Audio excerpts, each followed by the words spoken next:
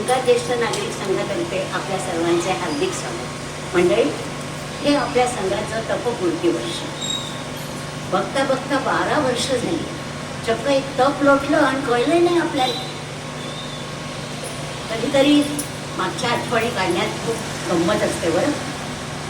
जुने प्रसंग आठवायचे, फोटो बघायचे आणि मग त्या भूतकाळात हळूच फेरफटका मारून यायचा. मला वाटतं नवीन सभासदांना आपल्या संघाची खरी ओळख होईल याच्यामुळे, आणि जुन्या सभासदांना पण गतस्मृतींना उजाळा द्यायला नक्कीच आवडेल. तर चला बघूया हा व्हिडिओ.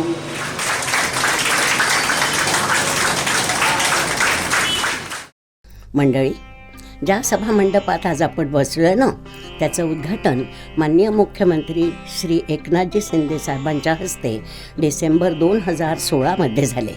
त्यांच्याच निधीतून लोकप्रिय नगरसेवक माननीय बारटक्के साहेबांच्या प्रयत्नानेच ही जागा मिळाली आहे. बघताय ना किती प्रशस्त आणि नयनरम्य आहे ही जागा. आणि आता तर खुर्च्या, पंखे, स्टेज अशा सर्व सोयींनी युक्त झालेली आहे. पण माहिती आहे का, या संघाची सुरुवात समोरच्या पार्कमध्ये झाली. या जागेवर अतिक्रमण होऊ नये म्हणून माननीय बारटक्के साहेबांनी येथे नाना नानी पार्क बनवला. समोरच शांतीवनमध्ये स्वर्गीय पांडे साहेब राहत होते. त्यांनी जातीने लक्ष घातले. परिसरातील 10 ज्येष्ठांची समिती स्थापन करून पार्कच्या देखभालीचे काम त्यांना सोपवले. या समितीवर श्री विष्णू फडणीस, सौ आसावरी फडणीस, श्री रामदास थोरात इत्यादी लोक होते. श्री बारटक्के साहेबांच्या वाढदिवसाला म्हणजेच 12 एप्रिल 2011ला लोकार्पण सोहळा झाला. मागे सुंदर दबदबा बघा ना, त्यावरचा रंगीत प्रकाश झोत, समोर गोल पार असलेली सुंदर सुबक छत्री, त्या पारावर आणि 4-5 वाकांवर आम्ही दाटीवाटीने बसत असू. पार्कच्या मध्यभागी 4 गजराजांचे देखणे असे दगडी शिल्प पण दिसत आहे. फेस्कॉमच्या पदाधिकाऱ्यांच्या मार्गदर्शनाखाली संघाची घटना तयार केली. पांडेसाहेबांनी सुरुवातीला विश्वस्त म्हणून कार्यभार सांभाळला. त्यानंतर सप्टेंबरमध्ये पहिली कार्यकारिणी स्थापन झाली. श्री फडणीस अध्यक्ष, मीरा कुलकर्णी उपाध्यक्ष, आसावरी फडणीस कार्यवाह आणि इतर सभासद. या समोरच्या छायाचित्रात आजची कार्यकारिणी दिसते बघा तुम्हाला. तेव्हापासून श्री व सौ फडणीस यांच्या कुशल नेतृत्वात संघ यशस्वी वाटचाल करत आहे. संघाचा उद्देश फक्त ज्येष्ठांना विरंगुळा मिळावा हा नव्हताच. सामाजिक प्रश्नांनाही हात घालायचे आम्ही ठरवले. त्यावेळी अण्णा हजारे भ्रष्टाचारांच्या विरुद्ध आंदोलन करत होते. त्यांच्या समर्थनार्थ संघाने भ्रष्टाचार विरोधी मोर्चा काढला. त्यात फक्त ज्येष्ठच नव्हे तर त्यांची मुलं आणि नातवंडही सहभागी होती. बघा ना किती उत्साह दिसतोय बघा सगळ्यांमध्ये. हा आमच्या संघाचा पहिला सामाजिक उपक्रम होता. दुसरा प्रकल्प कागदी पिशव्यांचा. दरवर्षी आम्ही गणेशोत्सवासाठी वर्तमानपत्रांच्या मोठ्या कागदी पिशव्या तयार करतो.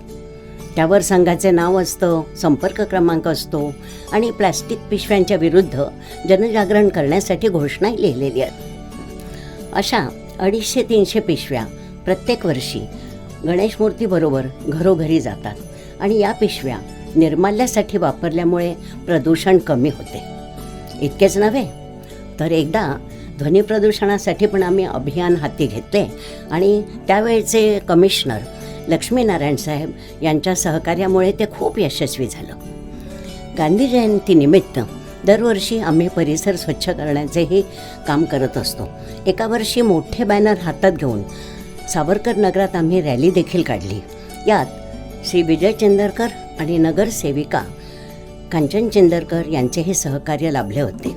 समर्थ भारत व्यासपीठातर्फे ज्योती जपे आणि श्री भटू सावंत यांना आम्ही आमंत्रित केले.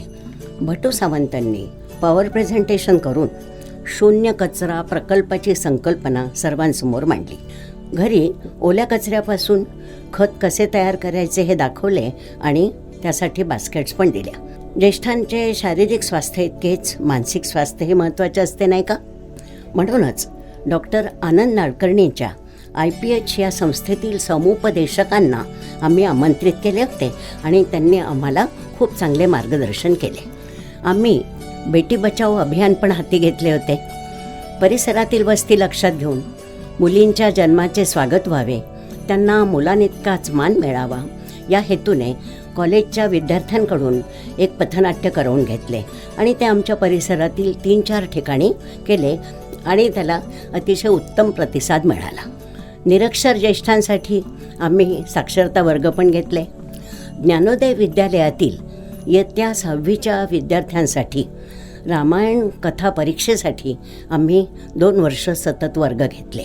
आणखीन एक आगळावेगळा प्रयोग आम्ही केला ज्याची तुम्ही कल्पनाही करू शकत नाही. Chief fire brigade officer Shri Arvind Mandke हे आमच्या सभासद स्वर्गीय कुथेताईंचे जावई. त्यांच्या सौजन्याने आमच्या परिसरातील स्वयंभूदेवी मैदानात फायर ब्रिगेडची गाडी आणून सर्व जनतेला त्यांनी आग विझवण्याचे प्रात्यक्षिक दाखविले. महाराष्ट्रातला हा असा पहिलाच प्रयोग होता असे त्यांनी सांगितले आणि यावेळी परिसरातील जवळजवळ 400-500 प्रेक्षक हजर होते. आणि यापेक्षाही आम्ही एक खूप मोठा प्रकल्प घेतला होता बरं का. तो म्हणजे TMT बस डेपोचा. लोकांची गैरसोय व्हायची आणि म्हणून आम्ही संघाचे सभासद 3 महिने रोज सकाळी डेपोत जात असू. लोकांना रांगेची शिस्त लावायचो, त्यांच्या अडचणी समजून घ्यायचो आणि 1000 प्रवाशांच्या स्वाक्षरीने मग आम्ही अर्ज लिहिला आणि TMTच्या जनरल मॅनेजरना भेटून तो अर्ज दिला. परिणामस्वरूप डेपोमध्ये गंतव्यस्थानाचे बोर्ड लागले, बसगाड्यांची संख्या वाढली आणि आता तर काय नूतनीकरणही झालं आहे ते आपल्याला माहीतच आहे. विशेष म्हणजे टाइम्स ऑफ इंडियाने त्यांच्या ठाणे पुरवणीच्या पहिल्याच अंकात ही बातमी सचित्र छापली होती, अगदी पानभर. अशा सामाजिक उपक्रमांबरोबरच आम्ही सांस्कृतिक कार्यक्रमही घेत असतो. विविध सण समारंभ फार उत्साहाने साजरे होतात. गुढीपाडवाच बघा ना, ती गुढी बघा अगदी आकाशाला गवसणी घालते, किती उंच उभारली आहे. शिवाय कोजागिरी, श्रावण गीते, नवरात्रात गरबा भोंडला असतोच. दिवाळी पहाटेला हा सभामंडप पणत्यांनी उजळून निघतो. भक्तिगीत, भावगीत तर कधी लोकगीत अशी थीम घेऊन आमचे कलाकार छान कार्यक्रम करतात. आषाढी एकादशीला भजन आणि नंतर दिंडीचे आयोजन असते. खूप भक्तिभावाने हा कार्यक्रम होत असतो. या दिंडीत बघा ना, अगदी खरे वारकरी नाचतायत असं वाटतंय. या सणांव्यतिरिक्त राष्ट्रीय सण 15 ऑगस्ट, 26 जानेवारी, 1 मे 3 दिवस आम्ही साजरे करतो. कधी पोलीस अधिकाऱ्यांना तर कधी नगरसेवकांना आमंत्रित करतो. ज्येष्ठ नागरिक दिन, बालदिन, महिला दिन हे पण साजरे होतात. सभासदांच्या कुटुंबियांशी संपर्क साधण्याच्या उद्देशाने ज्येष्ठ नागरिक दिनाला आम्ही 80 वर्षापेक्षा अधिक सक्रिय असलेल्या ज्येष्ठांचा एकदा सत्कार केला. बालदिनाला सभासदांच्या नातवंडांना आम्ही बोलवतो. बालमेळाव्याचे आयोजन करतो. त्यात खेळ, मनोरंजन, खाऊ, फुगे, टोप्या अशा सगळ्या गमती जमती असतात. मुलं खुश होतात. त्याचप्रमाणे आम्ही महिला दिनही साजरा करतो. दरवर्षी या कार्यक्रमाचे स्वरूप वेगळे असते. एखाद्या वर्षी कर्तृत्ववान महिला सभासदांचा सत्कार करतो, तर कधी कोणाचे व्याख्यान ठेवतो, तर कधी मनोरंजनाचे कार्यक्रम. 2022 साली एकत्र नांदणाऱ्या सासू सुनांसाठी आम्ही स्पर्धा ठेवल्या, खेळ ठेवले. त्यात 10 जोड्यांनी सहभाग घेतला होता. त्यातल्या एका जोडीची मुलाखत आम्ही घेतली आणि ती खूप रंगली.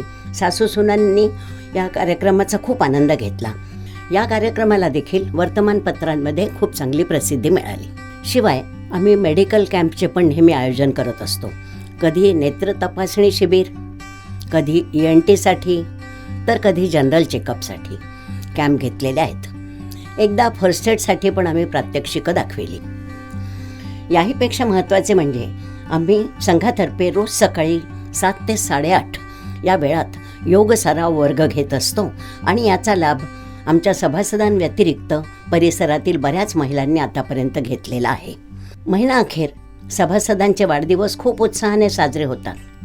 पूर्व आयुष्यात कधी वाढदिवस साजरा झाला नाही, पण आता तो आनंद मिळतो असे ज्येष्ठ सांगतात आणि भरून पावतात. दरवर्षी एकदा किंवा जमल्यास 2दा आम्ही सहल काढतो. वज्रेश्वरी, गणेशपुरी, वसई विरार, केशवसृष्टी, भाईंदरचा पॅगोडा, सज्जनगड, शिवनेरी, देहू आळंदी अशी कित्येक ठिकाणी आम्ही पाहिली. खडवलीच्या मातोश्री वृद्धाश्रमाला आणि येऊरच्या बालकाश्रमाला भेट देऊन यथाशक्ती मदत पण केली. विशेष म्हणजे टेमघरच्या जलशुद्धी प्रकल्पाला भेट दिली. तो अनुभव वेगळाच होता. याचे श्रेय आमचे नगरसेवक श्री बारटक्के साहेब आणि श्री विजय औटी यांना जाते. आणखीन एक विशेष अभिमानाची गोष्ट म्हणजे आमच्या संघाच्या तडफदार कार्यवाह सौ वासावरी फडणीस यांची 2014 साली फेस्कॉमच्या कोकण विभागाच्या महिला समिती अध्यक्ष म्हणून 5 वर्षासाठी नेमणूक झाली. फेस्कॉमच्या नियामक मंडळावर त्या गेली 5 वर्षे आहेतच. विशेष म्हणजे ठाण्यात 31 संघांची मध्यवर्ती समिती आहे. त्यावर त्या अध्यक्ष म्हणून 2दा बिनविरोध निवडून आल्या आणि तिथे त्यांनी चांगली छाप पाडली. त्यांना महापालिकेचे पुरस्कारही मिळाले. महापौर पुरस्कार, ठाणे गौरव पुरस्कार, महिला सन्मान पुरस्कार, शिवाय व्यास क्रिएशनचा ज्येष्ठरत्न पुरस्कार इत्यादी पुरस्कारांनी त्या सन्मानित झाल्या आणि अजूनही त्या फेस्कॉम आणि इतर संस्थांसाठी व्याख्याने देत असतात. आम्हाला त्यांचा अभिमान आहे.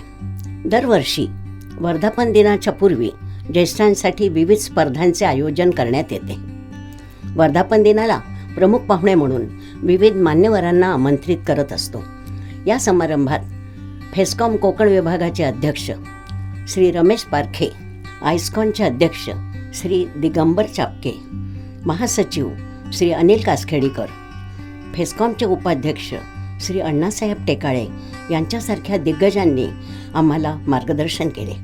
या समारंभात बक्षीस समारंभ तर असतोच, शिवाय 75 वर्ष पूर्ण झालेल्या सभासदांचे सत्कारही करण्यात येतात. आमच्यासाठी अत्यंत अभिमानाची गोष्ट म्हणजे आमच्या संघाच्या उपक्रमांना विविध वर्तमानपत्रातून वेळोवेळी प्रसिद्धी मिळालीच. पण त्याहीपेक्षा महत्त्वाचे म्हणजे आयस्कॉन जी आमची राष्ट्रीय संघटना आहे, त्या संघटनेच्या अध्यक्षांनी आमच्या उपक्रमांची दखल घेऊन त्यांच्या अधिवेशनात आमच्या संघाचा विशेष सत्कार केला. आमच्या या संघाची अशीच उत्तरोत्तर प्रगती व्हावी ही ईश्वरचरणी प्रार्थना. कारण आमचा संघ म्हणजे आमच्यासाठी एक जिव्हाळ्याचं बेटच आहे. इथे आलं की आमच्या चैतन्याला उधाणच येतं. म्हणूनच म्हणते, बेट जिव्हाळ्याचे, उधाण चैतन्याचे. आमच्या या 12 वर्षाच्या प्रवासाचा आनंद तुम्ही नक्कीच घेतला असेल. धन्यवाद.